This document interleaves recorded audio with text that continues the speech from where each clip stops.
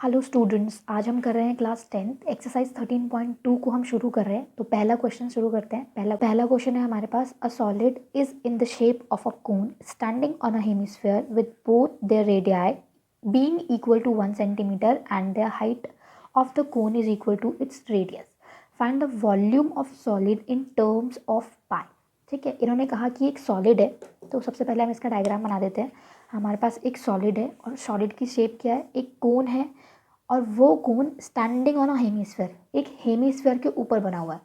तो हमारे पास एक हेमिस्फीयर हमने बना लिया, ये हमारा हो गया हेमिस्फीयर। ठीक है, और इस हेमिस्फीयर के हमारे ऊपर क्या है, कोन है, तो ये हो गया हमारा कोन।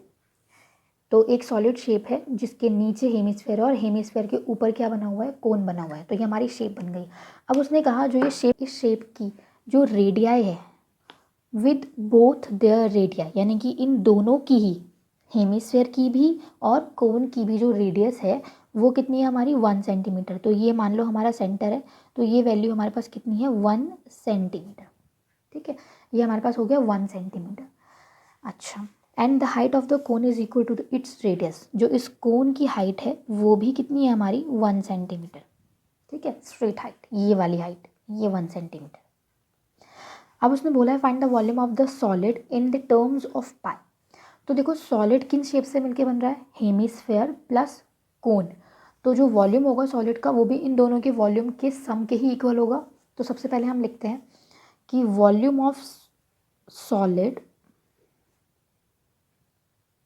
Is equal to volume of cone plus volume of hemisphere.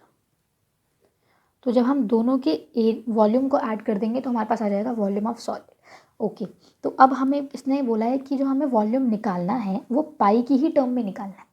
तो कोन का जो वॉल्यूम होता है वो होता है हमारे पास, होता है 1/3 pi R square H, plus hemisphere का जो वॉल्यूम होता है हमारे पास वो होता है 2/3 पाई आर क्यूब। तो मैंने इन दोनों को ऐड कर दिया। इन क्वेश्चंस को सॉल्व करने का इजी तरीका ये है कि जो चीज़ कॉमन आ रही है वो हम कॉमन ले सकते हैं। देखिए जैसे यहाँ पे हमारे पास रेडियस है, 1/3 दोनों के पास है, पाई भी दोनों के पास है, रेडियस दोनों की सेम है, दोनों की रेडियस 1 सेंटीमीटर है, तो हम उसको भी कॉमन ले सकते हैं। तो हम क्या कॉमन ले सकते हैं यहाँ पे, एक तो 1/3 कॉमन ले सकते हैं, पाई कॉमन ले सकते हैं और आर का स्क्वायर हम कॉमन ले सकते हैं। तो अब हमारे पास रिमेनिंग क्या बच जाएगा यहाँ पे, एच, और यहाँ पे बच जाएगा हमारे पास आर और 2। ठीक है, 1/3 पाई आर स्क्वायर हमने कॉमन ले लिया, यहाँ बच गया एच प्लस हमारे पास बच गया आर।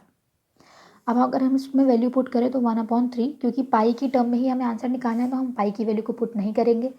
आर की वैल्यू हो जाएगी 1 का स्क्वायर प्लस हाइट 1 है और आर कितना है हमारे पास 1, तो ये हमारे पास आ जाएगा 1/3 पाई, 1 का स्क्वायर तो 1 ही होगा, और जब इसको मैं सॉल्व करूँगी तो हो जाएगा 1 + 2। तो हम इसको लिख सकते हैं 1/3 पाई इंटू 3, क्योंकि इन दोनों को ऐड करके 3 आ जाए, तो ये 3 से 3 कैंसिल आउट हो गया और हमारे पास जो वॉल्यूम आया वो कितना आया, पाई। अब क्योंकि ये वॉल्यूम है तो इसकी यूनिट हो जाएगी हमारे पास सेंटीमीटर क्यूब। ठीक है, तो इस तरीके से ये क्वेश्चन हो गया।